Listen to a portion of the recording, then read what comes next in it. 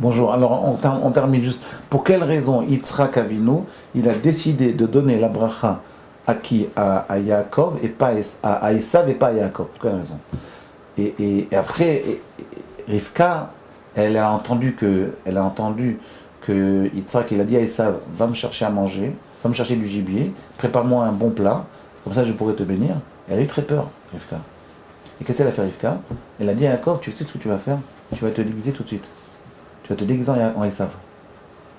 Mais je comprends pas. Tu vas te déguiser en Esav alors. Mais je comprends pas. Et Yaakov, il accepte.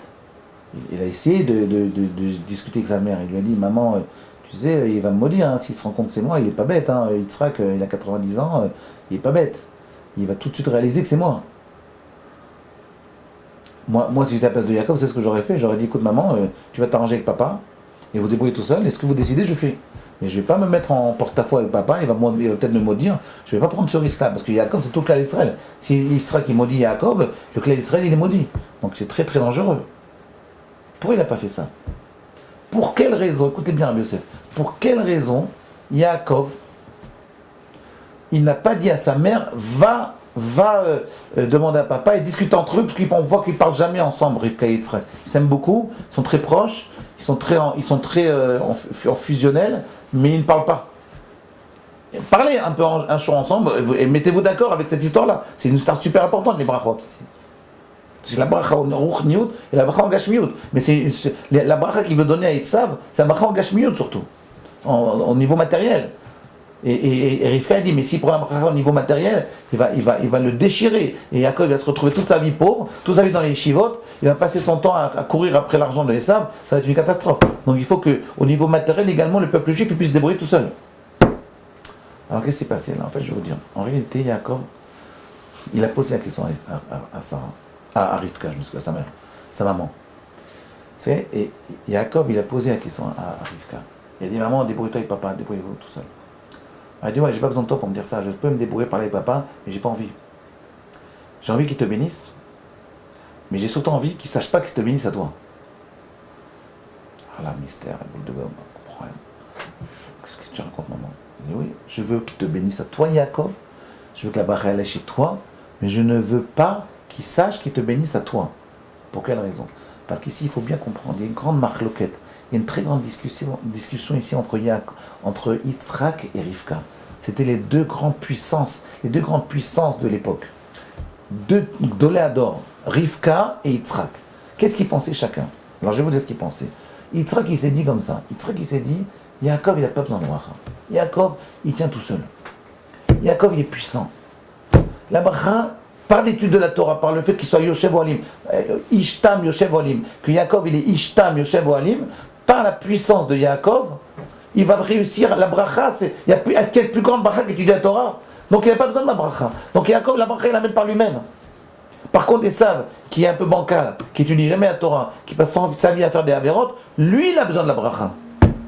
C'est lui qui a besoin de la bracha. Donc en réalité, la bracha, on la donne pas dans... Et Rivka, qu'est-ce qu'elle s'est dit? Rivka, elle a dit, mais non, c'est vrai. Elle a dit, je suis d'accord avec toi. C'est vrai que Yaakov, il n'a pas besoin de la bracha. Rabbi Yosef. C'est qui dit Yaakov, il n'a pas besoin de la bracha, je suis d'accord. Comme ça, elle pense Rivka. Mais peut-être Yaakov, il n'a pas besoin. Mais en 2016, les enfants de Yaakov, en 2008, en 1940, en 1920, en 1500, en 1515, est-ce que les Juifs, les descendants de Yaakov, ils vont être aussi méritants qu'Yaakov? Eux, c'est pas sûr. Eux, peut-être, ils ont besoin de la bracha. Donc, en réalité, la bracha, elle lui dit comme ça, elle aurait voulu dire à Yitzhak, mais elle lui dit pas directement. Vous allez voir pourquoi. Elle aurait aimé lui dire à Esav, à Yitzhak, Rivka, elle aurait voulu dire à Yitzhak, c'est vrai que Yaakov n'a pas besoin de bracha. Il n'a pas besoin de ta bracha. Mais ses enfants, ils ont besoin de ta bracha. C'est pour ses enfants que je te donne la bracha, pas pour Yaakov.